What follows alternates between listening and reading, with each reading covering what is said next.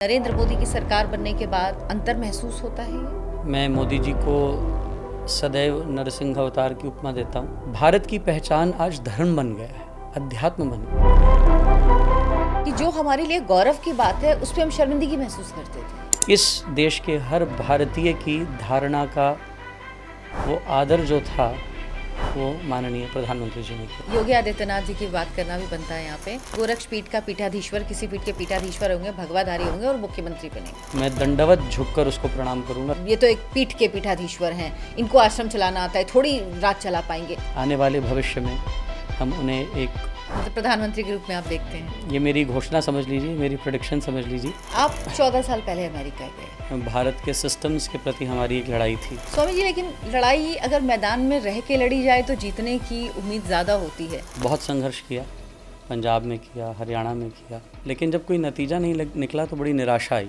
बहुत लोगों को हम देखते हैं, कुछ लोग दुबई मूव हो रहे हैं, इंडस्ट्री यहाँ से रन कर रहे हैं। तो क्यों सरकारों ने कभी क्यों नहीं सोचा ये बात? मुझे भारत में आकर फिर से रहना है तो मैं पहली चीज़ यही करना चाहूँगा कि जलवायु की शुद्धि हो। स्वामी जी, आपकी कथाएं अमेरिका में भी बहुत होती हैं, आप वहाँ पे रहते हैं, तो वहाँ के लोगों में किस तरह का अट्रैक्शन है सनातन को लेके? कभी किसी मॉल में चला जाऊँ तो मुझे वहाँ पर चलना कठिन हो जाता है। हमारे कितने देवता हैं, हमारा अध्यात्म किस संदर्भ में बात करता है, आत्म जागृति क्या है। सनातन धर्म ने बहुत अधिक विकास किया है पिछले 14 वर्ष में। मैं विशेष रूप से मोदी सरकार को इस बात का बहुत बहुत श्रेय देना चाहूँगा। विश्व में सनातन को संस्थापित किया। मोदी जी के आने से आपको बाहर भी दिखता है सनातन के प्रति जो जागृति मोदी जी के माध्यम से आई है, योगी जी के माध्यम से आई है। और बड़ी विलक्षण बात तो ये रही कि कैप्टन ने माइक से जय श्री राम बोलकर फ्लाइट टेक ऑफ की। पूरी फ्लाइट में युवाओं के मस्तक पर ऊर्ध्वपुंड त्रिपुंड थे।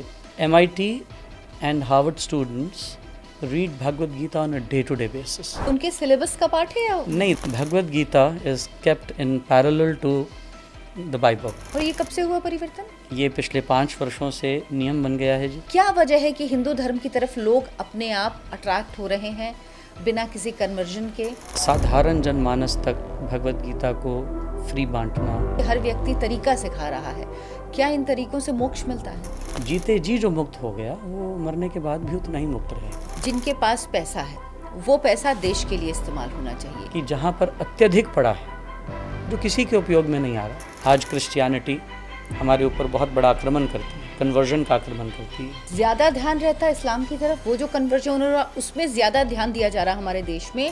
भगवान शंकराचार्य की जन्मभूमि के आसपास का ऐसा वातावरण। ईसाइयत दबे पैर बगैर शोर डाले अपने विस्तार के कार्य को बड़ी द्रुत गति से, तीव्र गति से चला रहा है। नमस्कार दर्शकों, दार्चना शो में आपका बहुत बहुत स्वागत है। आज के इस पॉडकास्ट में हम बात करेंगे सनातन की। आपको लगेगा सनातन की बात तो सब करते हैं, लेकिन सनातन भारत के बाहर क्या फैल रहा है? क्योंकि सनातन एक ऐसा धर्म है जो किसी का धर्म परिवर्तन नहीं कराता। लोग स्वतः खुद से सनातन की जो परंपरा है, सनातन की जो संस्कृति है, उससे प्रभावित होकर सनातन को अपनाते हैं। तो क्या वाकई लोग अपने आप सनातन की तरफ आ रहे हैं? हमारे युवा, उनका सनातन की तरफ रुझान बढ़ रहा है क्या? और भारत ही नहीं, विदेशों में भी इसके क्या रुझान, क्या लोगों के जो है लोगों के मन में किस तरह के विचार चल रहे हैं, ये सब कुछ आज हम इस पॉडकास्ट में डिस्कस करेंगे। साथ ही ये भी जानेंगे कि अमेरिका में किस तरह से सनातन का बोलबाला हो रहा है, किस तरह से वहाँ के लोग सनातन की तरफ अट्रैक्ट हो रहे हैं। हमारे साथ इस वक्त जुड़े हैं स्वामी नलिनानंद गिरी जी महाराज। स्वामी जी, बहुत बहुत स्वागत है आपका। बहुत बहुत धन्यवाद। स्वामी जी के बारे में थोड़ा सा मैं, क्योंकि अगर उनका परिचय दूंगी तो मुझे लगता है 10-15 मिनट मुझे लग जाएगा, इसलिए थोड़ा सा परिचय आपको बताती हूँ। स्वामी जी को 6 वर्ष की उम्र में ही गुरु मिल गए थे। सोचिए, 6 वर्ष की उम्र में, जब बच्चों को समझ भी नहीं है तो स्वामी जी को गुरु मिल गए थे। स्वामी जी 14 साल से अमेरिका में रह रहे हैं। उनका अमेरिका में 2 मंदिर हैं, 2 आश्रम हैं, बाकी भारत में भी अलग अलग जगह पे उनके आश्रम हैं। ये जो हैं आदि शंकराचार्य की लीनियज से आते हैं, कह लीजिए कि उनकी परंपरा को फॉलो करते हैं। बहुत सारे ऐसे आपको मिलेंगे धर्म को जानने वाले लोग जो उनकी परंपरा को फॉलो करते हैं। स्वामी जी भी उन्हीं में से हैं। इसके अलावा जो अमेरिकन पुलिस है उसके इटर्नल चैपलिन, मैं सही कह रही हूँ स्वामी जी, उसको ट्रेन कर, पुलिस चैपलिन, उसको ट्रेंड करते हैं। ये क्या है, सब कुछ हम स्वामी जी से समझेंगे। स्वामी जी, कुछ और थोड़ा अपने बारे में बताइए, क्योंकि इतना लंबा आप बताएंगे तो बेहतर रहेगा। मैं बहुत बहुत आभार व्यक्त करना चाहूँगा आपके चैनल का और आपके सभी दर्शकों का, और विशेष रूप से आपका। भारत से प्रचार प्रसार की परंपरा प्रारंभ हुई। I come from a business family और मैं अपने माता पिता का इकलौता पुत्र था। 2 बहनें हैं मेरी। फिर संन्यास लेने की इजाज़त कैसे मिल गई? बहुत कठिन था ये मार्ग, पर एक अंतर की चाह, एक अंतर की जिज्ञासा और अध्यात्म के पथ पर एक मार्ग ही ये दिखा जीवन में।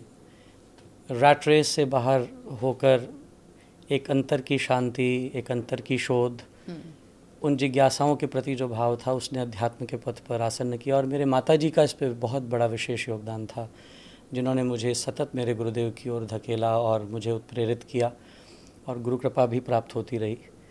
और राष्ट्रीय भक्ति के साथ ईश्वर भक्ति का ये दौर अभी तक बड़ा अनुपम और अनूठा रहा। आप 14 साल पहले अमेरिका गए। जी। क्यों जाना हुआ, क्या हुआ, और तब आप संन्यास ले चुके थे जब आप गए? जी, मेरा संन्यास 20 वर्ष पूर्व हुआ। और मूलतः जब भारत से जाना हुआ तो ये एक विडंबना समझता हूँ कि भारत के सिस्टम्स के प्रति हमारी एक लड़ाई थी, भ्रष्टाचार के प्रति एक लड़ाई थी, और कहीं अपने आप को उसमें असफल पाते हुए एक बेहतरीन सिस्टम में रहने के लिए, जहाँ सब कुछ सिस्टमैटिक हो, मेरिट्स के बेस पर हो, जहाँ भ्रष्टाचार न हो, इसलिए एक बहुत कैलकुलेटेड और डिसाइसिव मूव थी कि I must move to the US. और उसी कारण से भारत से जाना हुआ। और हम आज परिकल्पना करते हैं एक भ्रष्टाचार विमुक्त भारत की, एक स्वच्छ भारत की, जहाँ जल और वायु शुद्ध हो। ये मेरा एक विशेष उद्देश्य है भारत के प्रति, जो हम लेना चाहते हैं। स्वामी जी, लेकिन लड़ाई अगर मैदान में रह के लड़ी जाए तो जीतने की उम्मीद ज़्यादा होती है। आप बाहर चले गए तो फिर कैसे, फिर यहाँ की चीज़ों में सुधार कैसे होगा? क्योंकि जिम्मेदारी तो आप पर भी है समाज की। आपने बहुत सुंदर पूछा जी।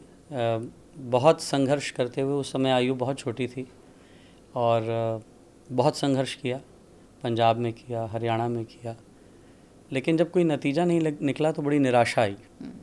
जैसे हनुमान जी में सीता जी को खोजते हुए निराशा आ गई थी, और यतिकिंचित उनके हृदय में एक भाव उत्पन्न हुआ कि मैं या तो यहीं जटाजूट बढ़ा के रहूँगा और या आत्मदाह कर लूँगा, भगवान राम को मुख दिखा नहीं सकता। तो कुछ ऐसी ही निराशा उस वक्त आई, लेकिन फिर से अब वो बल, वो सकारात्मकता, वो ऊर्जा फिर से आई है। और भारत में आकर एक सत्क्रांति करने के लिए हमारी युवा वर्ग को, मैं 3 वर्ष पहले नवंबर में दिल्ली में कथा कर रहा था, और IQI इंडेक्स वाज अराउंड 900, और you can not breathe in that air. व्यक्ति without smoking is smoking 26 cigarettes in a day, that is equivalent to smoking that much.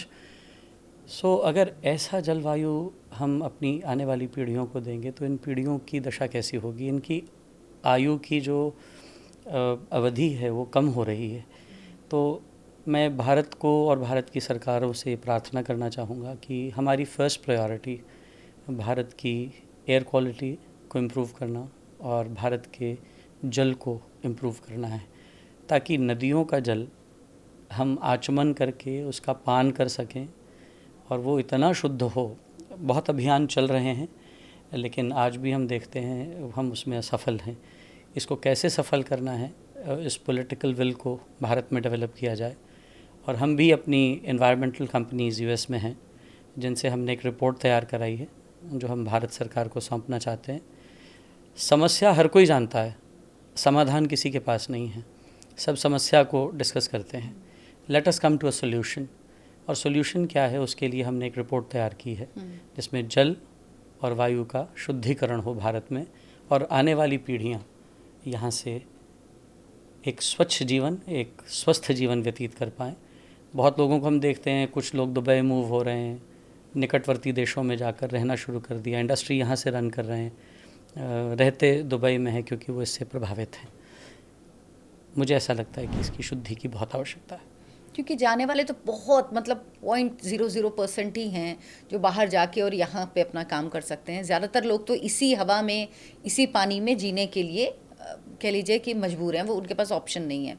लेकिन अगर कुछ ऐसा प्लान है, अगर ऐसी चीज़ें हैं कि इस पर काम किया जा सकता है, और भारत में क्योंकि जनसंख्या एक बहुत बड़ी समस्या है, जनसंख्या की वजह से कई सारी जो चीज़ें हैं उनमें सुधार करने में दिक्कत होती है, समय लगता है, और कभी कभी बहुत समय लगता है कि हालत ये हो जाती है कि हवा, अभी सर्दियाँ आएंगी तो दिल्ली में देखिए आप क्या हालत होगी कि ब्रीथ करने लायक हवा नहीं होती है।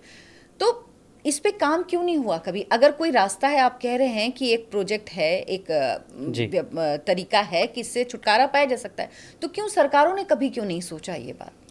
देखिए, ऐसा है कि it is matter of will, where there is a will there is a वे।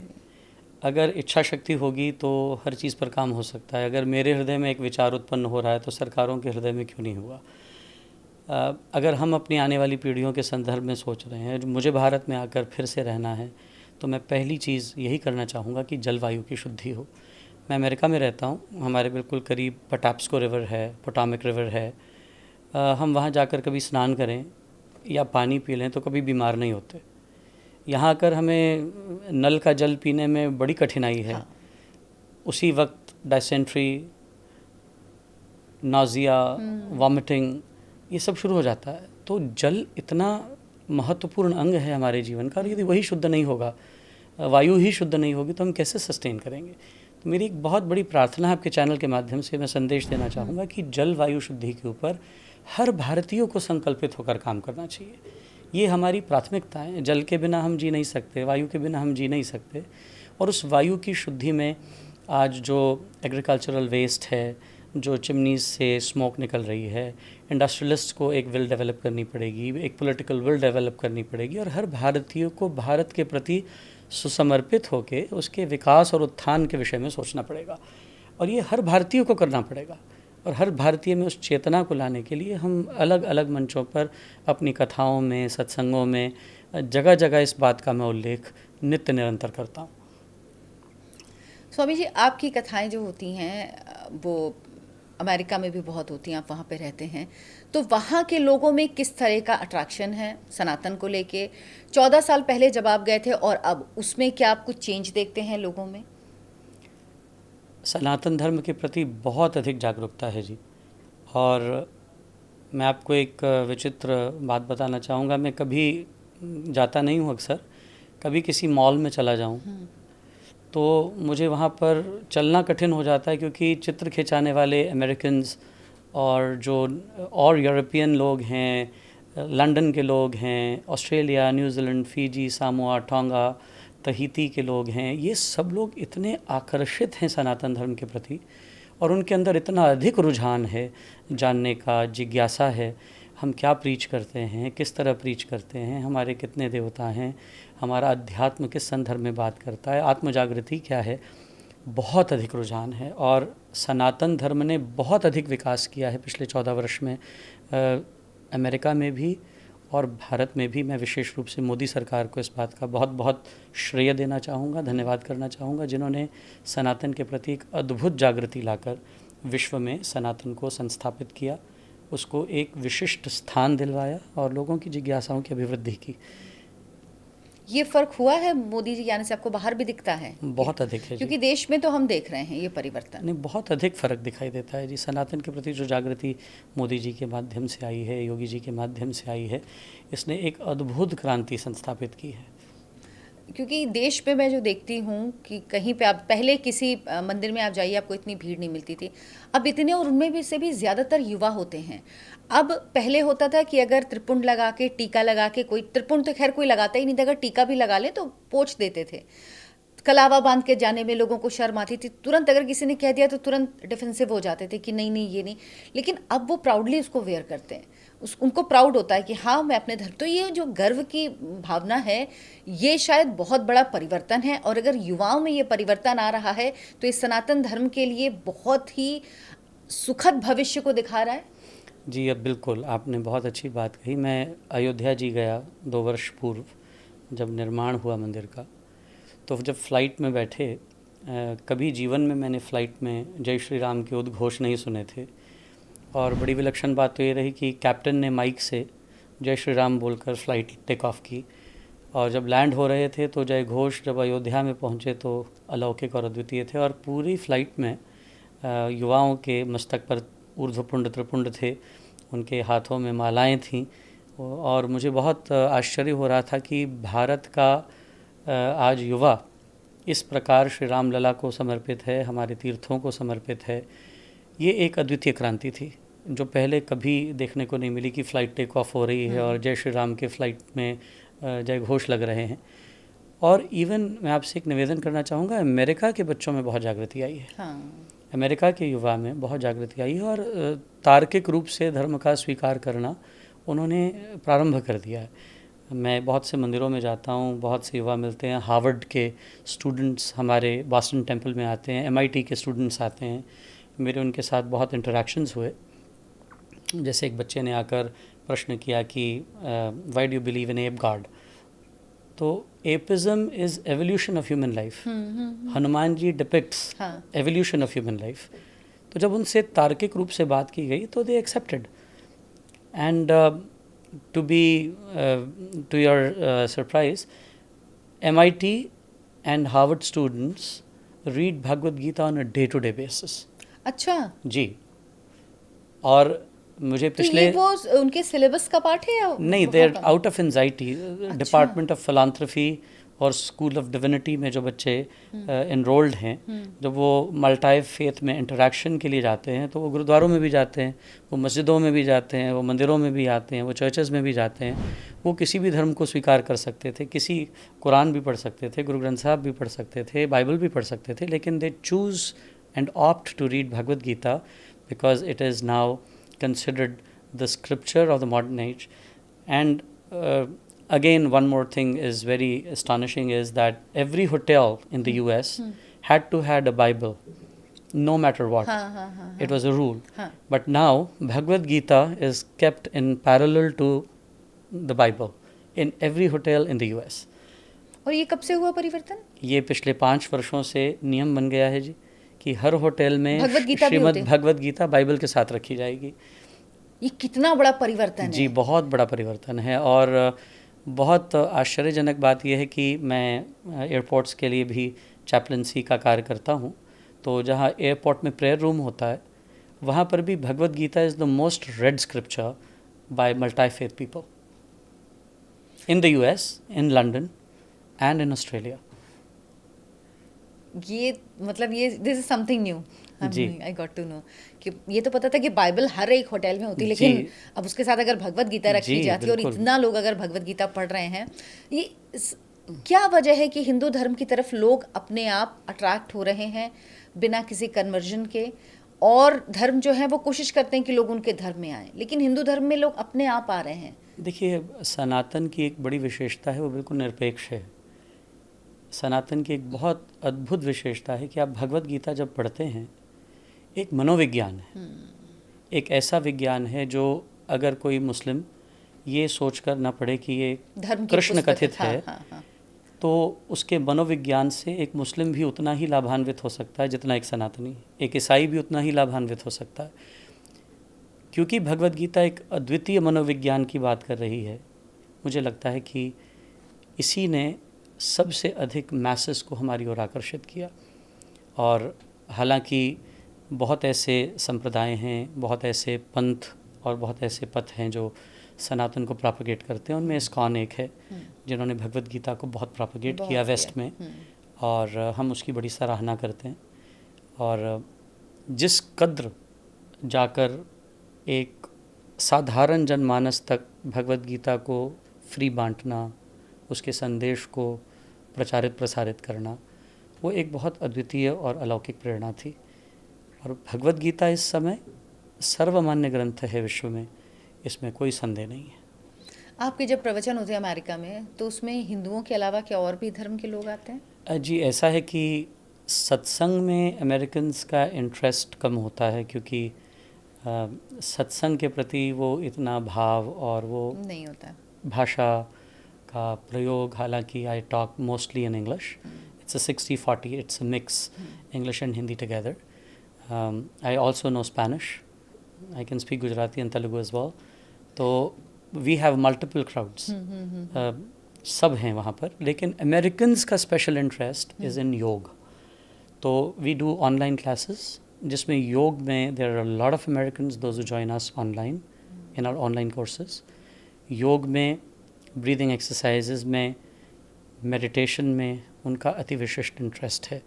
लेकिन जहाँ तक सत्संग की बात है, वो मूलतः भारतीय लोग ही अधिक आते हैं।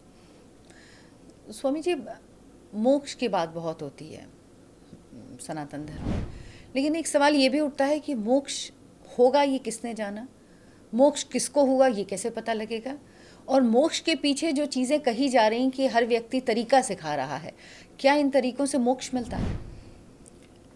बड़ा बुनियादी प्रश्न है जी, मोक्ष का अर्थ क्या है? मोक्ष हम समझते हैं मुक्ति का मिलना, मुक्ति मरने के बाद या मुक्ति जीते जी।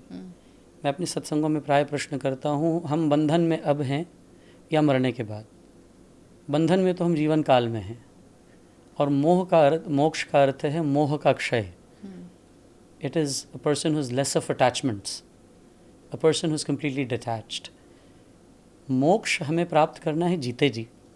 आद्य जगत गुरु भगवान शंकराचार्य ने चरपट पंजरिका स्तोत्र में वर्णन किया, सतसंगत्वय निससंगत्वम, निससंगत्वय निर्मोहत्वम, निर्मोहत्वय निश्चल तत्वम, निश्चल तत्वय जीवन मुक्ति। जो सत्संग करते हैं वो असंगता की कला सीखेंगे, असंग हो जाएंगे, डिटैच हो जाएंगे। जैसे कमल पानी में रहते हुए अलिप्त रहता है। जिस सुखमनी साहब का मैं बहुत अनुयायी हूँ, बहुत गुरु ग्रंथ साहब के प्रति समर्पित हूँ। ब्रह्मज्ञानी सदा निर्लेप, जैसे जल में है कमल अलेप, सुखमनी साहब का फरमान है।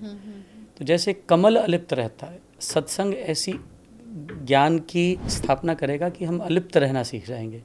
जो अलिप्त निर्लिप्त है उसको, उस व्यक्ति को ही निश्चल तत्व का दर्शन होगा।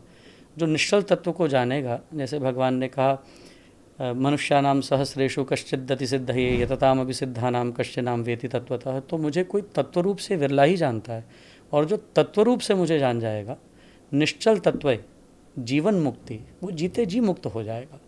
मोक्ष मरने के बाद का विषय नहीं है।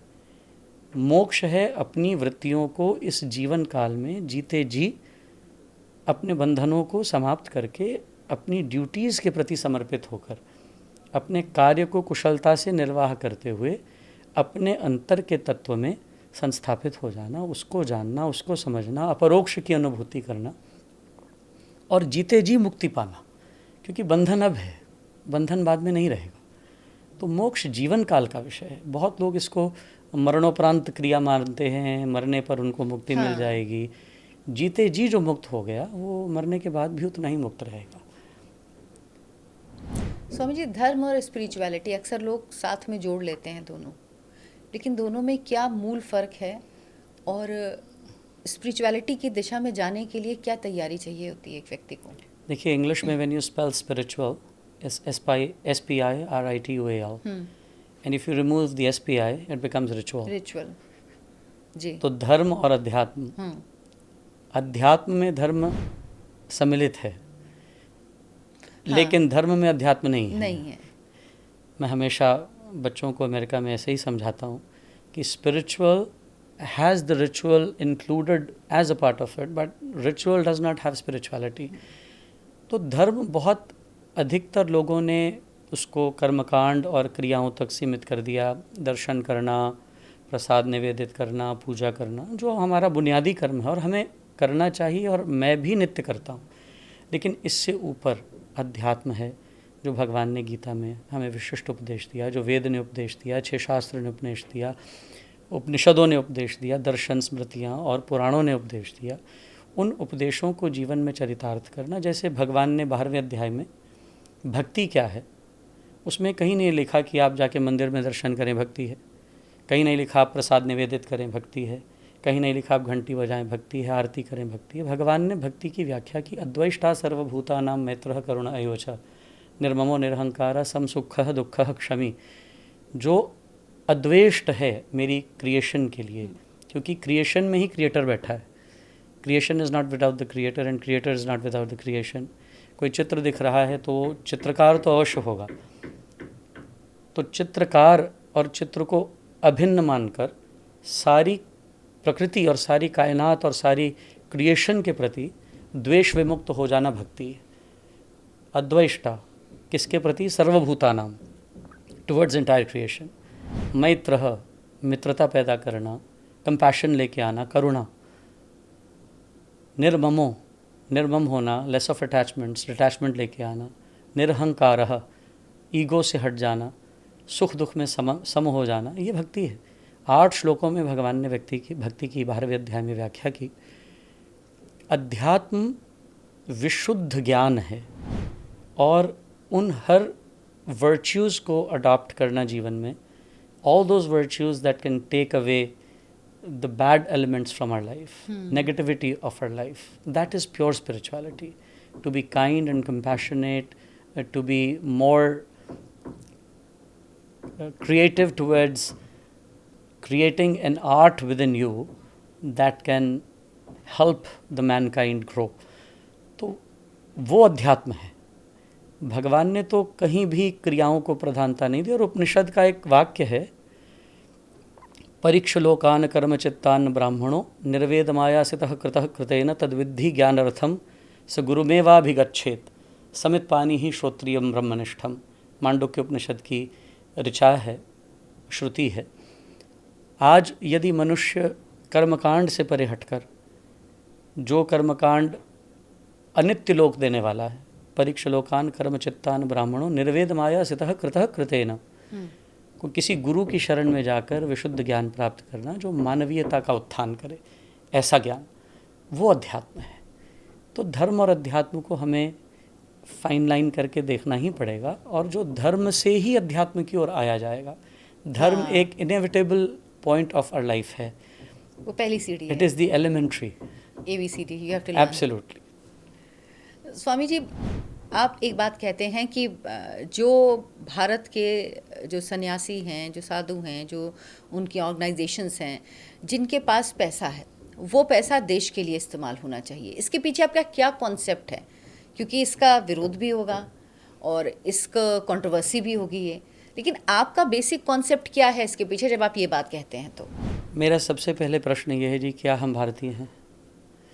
अगर हम भारतीय हैं तो हमारी निष्ठा और हमारी आस्था सबसे पहले हमारे देश के प्रति होनी चाहिए। मेरे लिए किसी भी नेता से बड़े, किसी भी राष्ट्रवादी से बड़े राजगुरु सुखदेव, भगत सिंह और राम प्रसाद बिस्मिल हैं। मैं बिस्मिल जी को अपना गुरु मानता हूँ, और मुझे ऐसा लगता है कि यदि हम भारतीय हैं तो हमें भारत के उत्थान के लिए काम करना चाहिए। मुझे ऐसा लगता है कि एक आश्रम बनाने से ज़रूरी राष्ट्र को बनाना है। जो लोग आश्रम के अंदर फंस गए हैं वो अपने दायरे में सीमित हो गए हैं, लेकिन राष्ट्र के विकास के लिए, राष्ट्र चिंतन के लिए हमें आगे बढ़ना होगा। और हर व्यक्ति को ये रियलाइज़ करना है कि धन की बहुत लिमिटेड हद तक किसी ऑर्गेनाइजेशन को ज़रूरत होती है, और अगर वो धन होर्ड हो रहा है और वो किसी के इस्तेमाल में नहीं आ रहा। भागवत जी में जब भगवान श्री कृष्ण ने माखन चोरी की लीला की, मैं उसको हमेशा भागवत में ऐसे एक्सप्लेन करता हूँ, it is like a bank account. जो छीका था, जिसमें माखन पड़ा था, जो किसी के उपयोग में नहीं आ रहा, उसको टांग दिया गया, लटका दिया गया।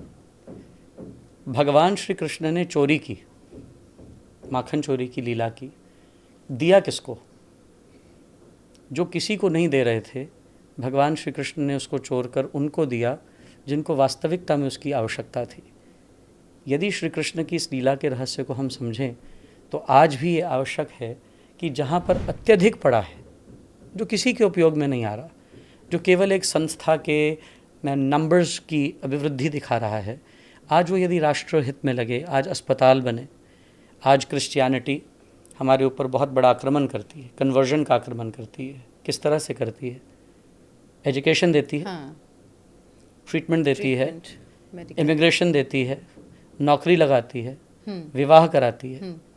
हमारी संस्थाएं वो क्यों नहीं कर सकती? आज हम धर्मांतरण की बात करती हैं। यदि हो रहा होता तो इतनी कन्वर्जन क्यों होती थी? मेरा ये प्रश्न है। आज पंजाब में, पंजाब की भूमि से आता हूँ, पिछले 4 वर्ष से मैंने भारत आना फिर से प्रारंभ किया। ग्रीन कार्ड के कारण 8 वर्ष नहीं आ पाया। पंजाब की गली गली में हम एक क्रिश्चियन मैस बिहोल्डिंग देखते हैं। इतना अधिक क्रिश्चियनिटी का वहाँ पर इस समय बोलबाला है। और कन्वर्जन का रेट इतना बढ़ गया है कि आज जो गुरसिख लोग थे पगड़ी में, वो भी अपने नाम के आगे मसीह लिखने लगे। वो गुरुद्वारों का प्रसाद नहीं लेते, वो गुरुद्वारों में प्रवेश नहीं करते, हालांकि पगड़ी बांधते हैं, नाम के पीछे मसीह लिख लेते हैं। हमारे जो माननीय मुख्यमंत्री जी थे पंजाब के, जो कुछ वर्ष रहे, कुछ देर ही रहे, कुछ मास रहे शायद, चरणजीत सिंह चन्नी जी, हाँ, चन्नी जी, वो भी क्रिश्चियन है। तो क्रिश्चियनिटी का ऐसा बोलबाला हुआ। कन्वर्जन क्यों हुई? अगर हम उसके बेसिक सिद्धांतों में जाएं तो मुझे लगता है कि हम सनातनियों को वही एफर्ट्स जो क्रिश्चियनिटी कर रही है अपने लोगों को देने चाहिए, ताकि वो यहाँ से निकास न पाएँ। अपने ही धर्म में स्वधर्मे निधनम श्रेय परधर्मो भयावह का जो सिद्धांत है, आज धन का उपयोग हर संस्था को राष्ट्रीय हित में कन्वर्जन को रोकने के लिए और सनातनी भावनाओं की सुरक्षा के लिए करना ही चाहिए। और जो संत कर रहे हैं हम उनके परम समर्थक हैं, और मेरा भी यही उद्देश्य है, हम भारत में पुनः लौटकर इन सारे कार्यों के प्रति समर्पित होकर राष्ट्र का विकास, राष्ट्र का हित और राष्ट्र का चिंतन करें। हमारे लिए राष्ट्र सर्वोपरि होना चाहिए। जननी जन्मभूमिश्च स्वर्गादि अपि गरीयसी। हमारे लिए जननी हमारी जन्मभूमि भारत है। कितना भी हम विदेश में रह लें, लेकिन ये दिल हिंदुस्तानी है। स्वामी जी, आपने कन्वर्जन की बात की, क्रिश्चियनिटी जो कर रही है, शायद ज़्यादा ध्यान रहता है इस्लाम की तरफ। वो जो कन्वर्जन हो रहा है उसमें ज़्यादा ध्यान दिया जा रहा है हमारे देश में, जो ये वाइट कन्वर्जन जो है उसकी तरफ कम ध्यान दिया जा रहा है, और वो इतनी बुरी तरह फैल रहा है, कुछ जगहों में तो बहुत ज़्यादा है। उसको लेकर जो कदम उठाए जाने चाहिए, शायद जो कानून बनना चाहिए, जो बदलाव होने चाहिए कानून में, वो नहीं हो रहे हैं। क्या आप इसको भी ज़रूरी मानते हैं? देखिए, ऐसा है कि आपने एक बहुत महत्वपूर्ण प्रश्न किया है। मैं आपसे एक प्रार्थना करूंगा, अगर आप कोस्ट लाइन को देखिए, भारत की जो कोस्ट लाइन है दक्षिण भारत में, वहाँ पर कौन बैठा है? अगर आप बहुत गंभीरता में उसको देखें तो वहाँ पर अधिकतर ईसाई मिशनरीज़ का साम्राज्य है। मैं आज से करीबन 16 वर्ष पहले कोचीन में भगवान आदि जगद्गुरु शंकराचार्य की जन्मभूमि का दर्शन करने गया, कालड़ी ग्राम में। हम मध्यरात्रि में वहाँ पहुँचे और it was not known to, I was just completely unaware of the fact that it was Christmas time. Every single home around Cochin had a star on their homes, and because we reached at midnight and we wanted to have food, we were hungry, there was not a vegetarian restaurant in 4 kilometers of radius of Bhagwan Adi Jagadguru Shankaracharya's जन्मभूमि। सोचिए। और हमें 4 kilometre पार जाकर कोई बड़ी मुश्किल से एक vegetarian restaurant मिला। भगवान शंकराचार्य की जन्मभूमि के आसपास का ऐसा वातावरण। आज सारी कोस्ट लाइन डोमिनेटेड है क्रिश्चियन से, मुस्लिम से। ये विडंबना है, और भारत की सरकार को मैं ये प्रार्थना करना चाहूँगा कि सचेत हों कि आज हम मुसलमानों को यदि दोष देते हैं, ईसाइयत दबे पैर बगैर शोर डाले अपने विस्तार के कार्य को बड़ी द्रुत गति से, तीव्र गति से चला रहे, और आवश्यकता है कि प्रलोभन से ये सब ना हो। कोई स्वेच्छा से जाना चाहता है, उसको रोकने का कोई तरीका नहीं, लेकिन जब प्रलोभन की क्रिया से, प्रलोभन से, डर से, कभी कभी जी बिल्कुल डर है, और प्रलोभन उसमें मुख्य है। और मैंने कई लोग ऐसे भी देखे हैं जो सिर्फ जो इस वर्ग के लोग हैं जो अफोर्ड नहीं कर सकते, वो कुछ देर के लिए ईसाइयत को अडॉप्ट करते हैं और फिर वापस आ जाते हैं, उनका भी लाभ ले रहे हैं। तो आज ये जो सिलसिला चल रहा है, कुछ न कुछ इसके ऊपर मंथन करके साधु समाज, हमारा विद्वत समाज, हमारे बुद्धिजीवी लोग आज कोई निष्कर्ष लेकर आएँ, ताकि हम सब मिलकर एक संगठित स्वरूप में कार्य कर पाएँ। इसके लिए बहुत मंथन की आवश्यकता है। और जैसे हमारी आचार्य महासभा बनी हुई है, भारत में संतों की एक आचार्य सभा है, यदि आचार्य सभा भी आज इसके लिए एक सशक्त क्रिया अपनाए, तो मुझे लगता है कि हम अपने लोगों को एजुकेट कर सकते हैं, हम उनको बेसिक सुविधाएं दे सकते हैं। इसीलिए मैं आपसे निवेदन कर रहा था कि हमारी संस्थाओं को आवश्यकता है कि जो अधिक धन है उससे स्कूल खोले जाएं, उससे हॉस्पिटल्स खोले जाएं। आज गरीब आदमी को इलाज कराना कितना कठिन है जी। एक अच्छे स्कूल में एक साधारण जीवन जीने वाले व्यक्ति को अपने बच्चे को पढ़ाना कितना कठिन है। एक अच्छे स्कूल्स निर्मित किए जाएं। ये मेरा one of my biggest mottos is to create one of the best schools where education should be imparted completely free to our Sanatani children. Swami ji, धर्म और राष्ट्र दोनों साथ साथ चलते हैं, एक के बिना दूसरा अधूरा मेरे है? लिए राष्ट्र ही धर्म है जी। राष्ट्र ही धर्म है। भारतीयता हमारे लिए सर्वश्रेष्ठ है। हम भारत में न रहें वो बात अलग है, लेकिन भारतीयता का त्याग नहीं होना चाहिए। राष्ट्र ही धर्म है, राष्ट्र ही धर्म था और राष्ट्र ही धर्म रहेगा।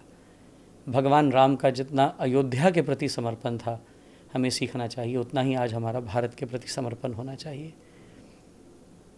बहुत अच्छा उदाहरण आपने दिया है। मतलब इससे अच्छे तरीके से तो शायद समझाया ही नहीं जा सकता कि भगवान राम का अयोध्या के प्रति क्या समर्पण था। अगर वही समर्पण हमारे राष्ट्र के प्रति हो तो उससे बेहतर क्या होगा। लेकिन जो धर्म से जुड़े लोग हैं, क्या उनको उनकी जो भूमिका है राष्ट्र के निर्माण के लिए, या जो युवाओं के लिए, जो हमारा आज का युवा है जो राह ढूंढ रहा है, जो तलाश रहा है और जो सनातन की तरफ, हिंदुत्व की तरफ वापस से आ रहा है, जिसको पहले लगता था अरे ये बहुत दकियानूसी है, अरे ये तो बहुत अनसाइंटिफिक है। सबसे ज़्यादा सोचिए, हमने अपने बच्चों को क्या दिया कि जो सबसे साइंटिफिक धर्म है उसको सबसे अनसाइंटिफिक बता दिया, उसको सबसे दकियानूसी बता दिया कि बात करने में भी शर्म आती थी लोगों को। उनके लिए क्या किया जा सकता है संत समाज की तरफ से, जो आप जैसे लोग हैं, जो ऐसी ऑर्गेनाइजेशंस हैं जो काम करना चाहती हैं, क्योंकि राष्ट्र निर्माण में ये युवा ही आगे हैं जो देश को आगे लेकर जाएंगे। देखिए, मुझे ऐसा लगता है कि किसी भी चीज़ को श्रद्धा और विश्वास के आधार पर हम बहुत अल्प समय तक स्वीकार कर सकते हैं, लेकिन आप तर्क के माध्यम से उसे स्थायी रूप से स्वीकार कर सकते हैं। Logical scientific reasoning in our scriptures is very important. कथा कहानी सुनाने से आप युवा को दूर कर देंगे जी। भागवत जी में एक बड़ा सुंदर वर्णन आया कि सनत कुमार जो थे, सनत, सनातन, सनंदन और सनत कुमार, ये 5 वर्ष की आयु से कभी बढ़े नहीं, उससे अधिक इनका विकास नहीं हुआ। Is it realistic? क्या मैं और आप 5 साल के हमेशा रह पाए? मैं चाहूँगा हालांकि, लेकिन physically it is impossible. Scientifically it will be not accepted. लेकिन there is a very beautiful aspect to it. There is an underlying meaning. I always say scriptures have always been said in a coded language. What is our work is to decode the language, to understand it. Decoding is very important. तो scripture is all coded. मैं आपसे बात कर रहा था तो आज ये निवेदन कर रहा था, बुद्ध भी कथा सुनाता है और बुद्धू भी कथा सुनाता है। अब आप बुद्धू से सुनेंगे तो कहानी सुनाएगा और बुद्ध से सुनेंगे तो अर्थ समझाएगा। अगर सनत कुमार 5 वर्ष के ही रहते हैं तो बाइबल में एक बड़ा अच्छा उदाहरण आया है। ईसा मसीह के पास ऑल वॉक्स ऑफ लाइफ के लोग आए। कोई कारपेंटर था, कोई लॉयर था, कोई बिजनेसमैन था, कोई व्यापारी था। वो सब वर्ग के लोग आए और उन्होंने पूछा कि who will go to heavens. तो ईसा मसीह ने सबको देखा और दूर बच्चा एक मिट्टी के साथ खेल रहा था। ईसा मसीह दौड़े हुए गए और उस बच्चे को कंधे पे उठा लिया। तो सब लोग हैरान हुए कि हम आपसे उत्तर मांग रहे हैं, बच्चे के साथ खेल रहे हैं। ईसा मसीह ने कहा यही मेरा उत्तर है कि only innocence will travel to heavens. एक बचपना, एक मासूमियत, वही स्वर्ग की अधिकारी है। बड़ा सुंदर भाव है। हम कितने भी बड़े हो जाएं, अगर हमारे में मासूमियत एक 5 साल के बच्चे जैसी है, जैसे मैं हमेशा कहता हूँ, बच्चे का मतलब क्या है? जो बचा हुआ है, जो काम, क्रोध, लोभ, मोह, अहंकार, मद मत्सर से बचा हुआ है, वो बच्चा है। जो नहीं बचा वो प्रौढ़ हो गया। तो बच्चा ही जो इन सब अवगुणों से बचा है, ऑल दीज वाइसेस, वही इनोसेंस के साथ स्वर्ग का अधिकारी बनेगा। एक तो समझाने का ये तरीका है जी। तो युवा वर्ग समझता है, नई पीढ़ी इस बात को एक्सेप्ट करती है और एक इलॉजिकल अप्रोच है। सनत कुमार कभी 5 वर्ष की आयु से बड़े नहीं हुए। अब मेरे जैसा व्यक्ति इसमें तर्क लगाएगा, बुद्धि लगाएगा, सोचेगा, समझेगा, तो अपनी साधना से मंथन करके इसको विवेक से युवा तक लेकर जाना और इसके अंडरलाइंग मीनिंग को समझाना। भगवान विष्णु के 4 हाथ हैं। अगर आपके पास आज कोई 4 हाथ वाला व्यक्ति आ जाए तो आप उसको क्या कहेंगे? मिलेगा नहीं। आ भी जाए तो हमें वो अब नॉर्मैलिटी दिखेगी, 4 हाथ होना। हाँ। 4 सिर होना वो एक अबनॉर्मेलिटी है, लेकिन उस अबनॉर्मेलिटी को जो दर्शाया गया क्या वो उतनी ही अबनॉर्मल है? नहीं, it is very very scientific. आज multi functioning is very important. धर्म अर्थ काम मोक्ष जो एक साथ चलाने की क्षमता रखता है। There is no 1000 faced snake ever possible. Sheshnag को दर्शाया गया, लेकिन the concept is very important. भगवान क्षीर सागर में शेषनाग के ऊपर शयन कर रहे हैं। शांताकारम भुजगशयनम पद्मनाभम सुरेशम विश्वाधारम गगन सदृशम मेघवर्णम शुभांगम। एक इतना सुंदर साइंटिफिक कॉन्सेप्ट है।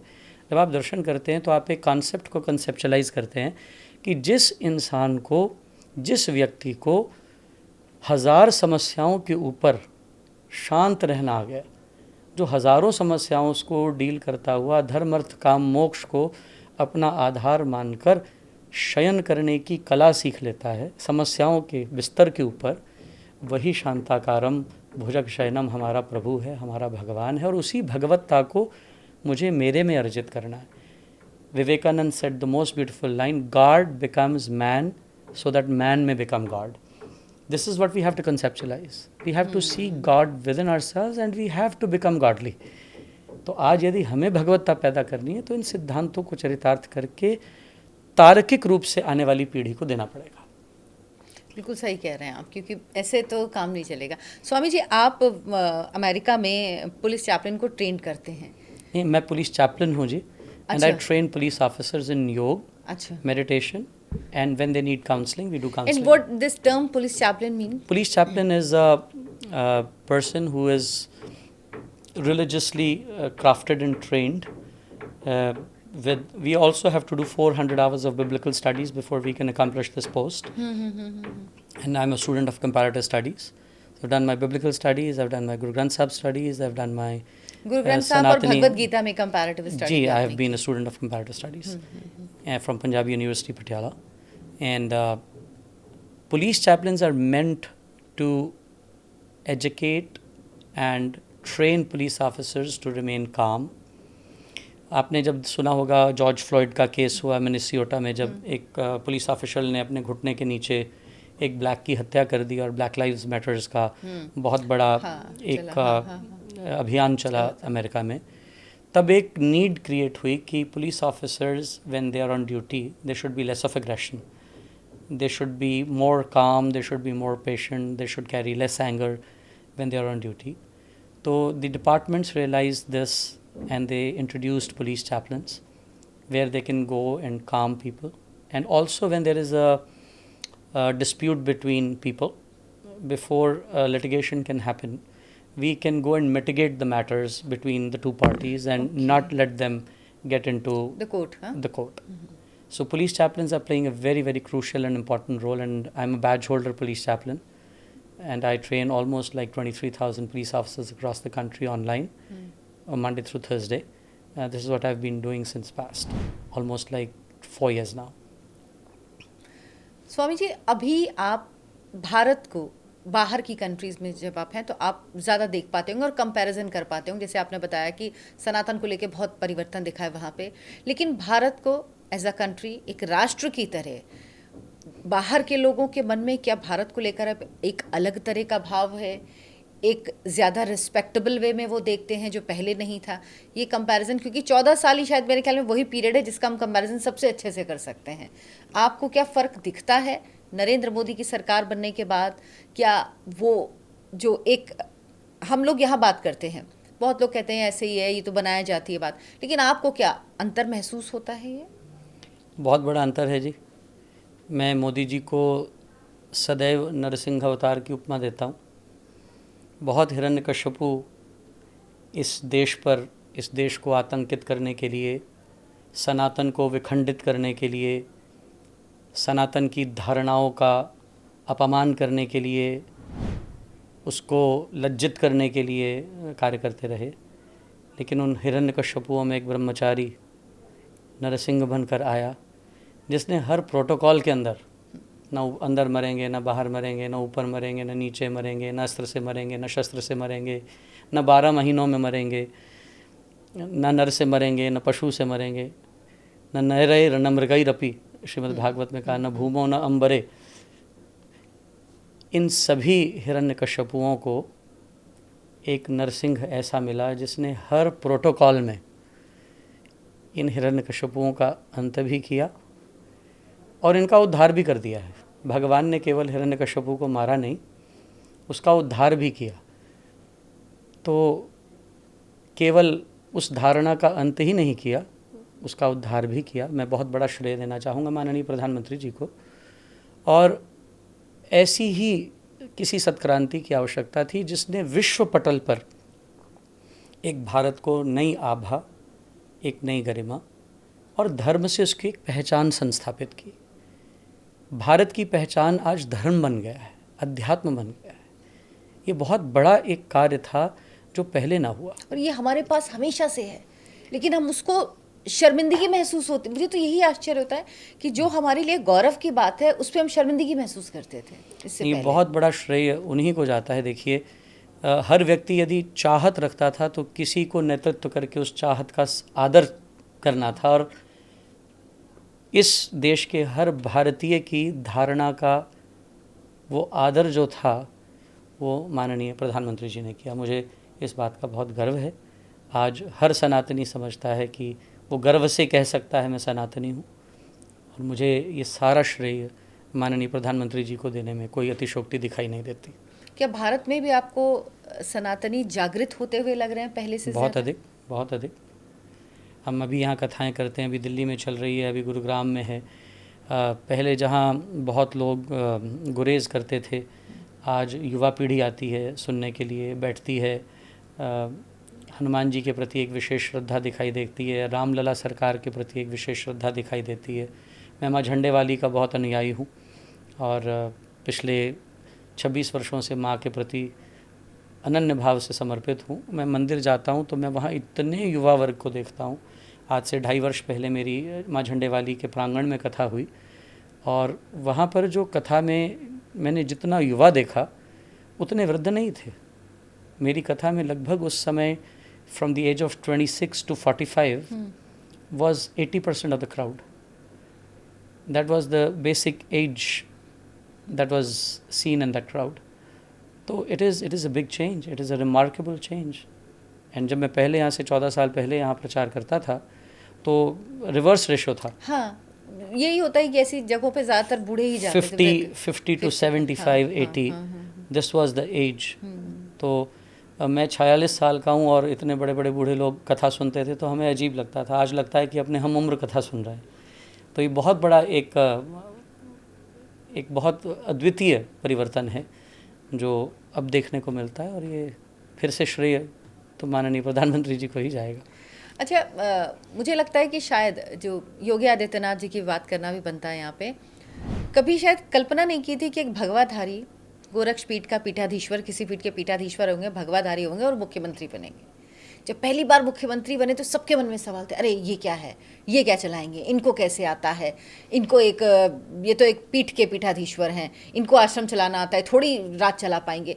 लेकिन साबित किया कि जो व्यक्ति पीठाधीश्वर है, यानी जो धर्म से जुड़ा है, वही राजकाज भी बेहतरीन तरीके से कर सकता है।